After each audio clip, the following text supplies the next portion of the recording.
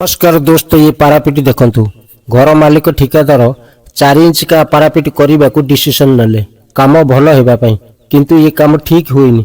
देखंतु ये पारापिट 4 इंच रो चौड़ा सेफ्टी होगा होईची। बंधु 4 इंच का पारापिट केबे भी मजबूत हबनी। देखंतु 20 फुट लंबा 4 इंच पारापिट जदि यह पेलिबे बा अधिक लोड पड़िबो ब्रेकडाउन हेबो, एक्सीडेंट हेबो। तेणु पारापिट को मजबूत करने 10 इंच चौड़ा करने आवश्यक। देखते पारापिटर जॉइंट मुहरे आदौ कलम नहीं, मिस्त्री बा ठिकादार भूल करिसेंती, सेति प्रति ध्यान केंद्रित करने नेसेसरी। Definitely wrong work. पारापिटर जॉइंट को जदि कास्टिंग करुछंती ताहले 2 जॉइंट मुह को बांधी रखिबा जो रेशियो बा मसला भाग करुछंती M20 रेशियो हेबा आवश्यक।